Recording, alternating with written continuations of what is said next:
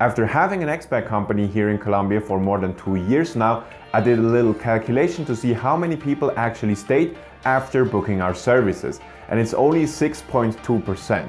Why that is in this video. Welcome to How to Expat, my name is Sam. Today we're gonna go over the cold and hard facts why only 6.2% of the clients we have that book services which are mostly related to finding out if they want to stay in Colombia, why only 6.2% of them actually stay. And I don't want to go over the usual things, let's say they don't have the budget or all of these things. I will go about how exactly we saw it from the decision these people took. I have my little list here why only 6.2% stay. So let's go over that and then also talk about why those 6.2% actually stayed. So what made them stay, even though most of our clients that we had didn't really stay in Colombia for the long term. So of course the year 2020 wasn't the best year if somebody would want to relocate, but even consider that, I think it's still a very low number. So let's go over the list why only 6.2% stay.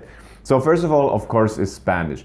So if you go to many other countries, especially in Central America or somewhere in Southeast Asia or something, English is more widely spoken than here in Colombia. So if you don't stay in the tourist hotspots, it's very, very probable that you don't really have a lot of people speaking English, and a lot of people just can't cope with that. We had people that really moved out of places where they loved everything else, but they couldn't order anything. They didn't know how to handle grocery shopping. Yes, if you don't speak the language, it's just very, very hard. Then the next thing is just back home, friends and family. So they figured out that they most probably want to stay closer to friends and family. That usually meant that they didn't move to another place abroad, but that they just stayed at home. Then another thing is lifestyle. So especially here in South America, the lifestyle compared to the US, where most of the clients we have, of course, are from, is quite different. If you're coming from the US and you don't really just search something that's completely different in your world, but you want to have something closer, those people are mostly more drawn to places like Costa Rica, Panama, Mexico, where just the vibe of daily living is a little bit closer to the American lifestyle than what it is here, especially in the cities. So one example we always have is a lot of people come here and they want to have a house, but at least here in Medellin or in most cities in Colombia, that's not really possible because people live in apartments. And that's just some kind of a reason why people don't like to move, is kind of this lifestyle aspect. Then the next thing is a job. So if you don't have a job, or if you have to have a job, where you're gonna go, it's really, really tough to make it happen in Colombia. Colombia, the minimum wage is around $250. And if you are not the type of person that is able or willing to open their own business, it's just very, very hard to make ends meet here in Colombia with a normal job, or I would say even impossible. The only thing that is there that can help is either, or there are kind of two things, either work for a foreigner company here, or you have to teach English, but that's most probably better done online than on the ground here. And these are just some factors why most people that come here that have to find a job won't make it here in Colombia. And then the last thing on my list why people not make it is just a visa. If you go to Mexico, you are more or less easily able to get a visa if you just fulfill basic income requirements. In Panama, for example, even if, so this applies just to retire and just to not retirees. Retirees are pretty much welcome all over Latin America. But if you are not a retiree, or at least a military vet, at least in Panama, for example, you have the Friendly Nations visa. As I said, in Mexico, you just have to comply with kind of this income that they require. And Costa Rica is a little bit similar. It's not so hard to just stay there because a lot of people do what's called border hopping, which is not possible in Colombia. So if you want to stay in Colombia, you have to put a lot of money down, and even then it can be tough to prove that you will actually do that or have done that. So that's a whole hassle. So a lot of people find themselves, after coming here and maybe falling in love with the place, not being able to find a more or less straightforward way to get a visa, and then they have to leave the country, or just that prevents them to even thinking further if they want to stay here, and they move either to other places or just stay in their home countries.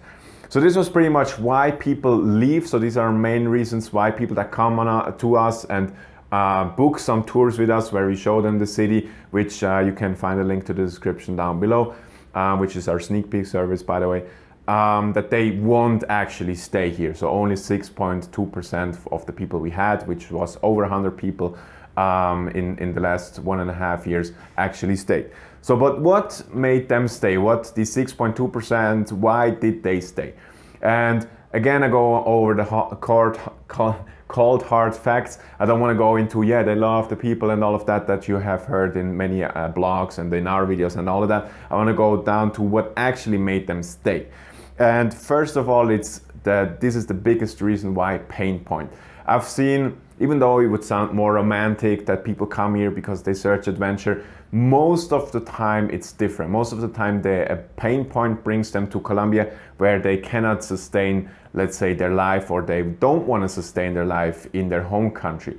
A lot of those is medical, in regards to medical reasons, so they can't bear to pay the insurance in the, let's say, especially in the United States. Or their medical bill is just very, very high in general, and they have to find another place. And then, of course, especially where I live, Medellin is a great place if you're in search for a city. So that's why a lot of people come here. Medical reasons. The other thing is, of course, which is tied to that, because medical reasons usually means budget reasons. So the other thing is just plain budget reasons. So either they're people that cannot sustain themselves in their home country with their retirement. So that's surely a big bunch of people that stay here. Yes, that's pretty much it budget-wise. Then these are kind of the, let's call them the pain point people. So they just want to move out. Of course, there are some also kind of niche reasons to there, like political climate in their home country, especially in the US. Another thing is just climate, the people here, different culture experience, different culture. But at the end of the day, it's really one of those two pain points, like medical reasons and the budget reason itself. Said that, we have some people that come here for different reasons. So they want to seek adventure. So they come here, want to build a business, want to experience a whole other culture, want to learn Spanish. That's a big one too. What do I have myself here? Nature, for example, that you're closer to different kinds of nature. And all of those reasons that you would usually see, I don't know, on a leaflet of some kind of expat magazine or whatnot. But I really would say, from the people that we have analyzed, from people that have come here, that this is not the bigger piece of the pie. So yes, that's pretty much it. I just want to elaborate on what I think about if a pain point should draw you to another country or should push you to another country. Because in one of the videos I said I think it's better if you have a reason that is positively associated. So if you want to seek adventure, instead of your budget reason, or instead of your budget being the reason to move abroad. And at the end of the day, it really comes down to people make it happen here because they're flexible in their thinking and they want to immerse themselves in a new culture.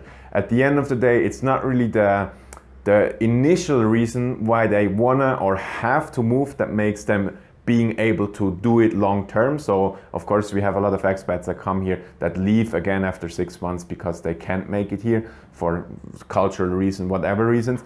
And we find that people that stick here, that make it happen long term, doesn't really matter what their reasons are, if it's a political climate in their home country, if it's budget reasons, if it's seeking adventure. It's because they are open-minded and they like to live in other culture. I think it's the worst thing ever if you come here, if you're a grumpy person in your home country and you're pushed out for whatever reason, if it's your own fault, if it's the fault of the system or whatnot, it doesn't really matter. And then you're just being here grumpy. Those people will never make it. You will very, very seldomly see those people being able to make it here more than even 1 or even 1.5 years. So just a little real talk there. All right, that was already it for this video. Don't forget, if you want to find out about the tour that Tasha and I offer, the link to that is in the description down below. Hope this video helped. Hope you liked the video. If you did, please leave it a like. See you in the next one.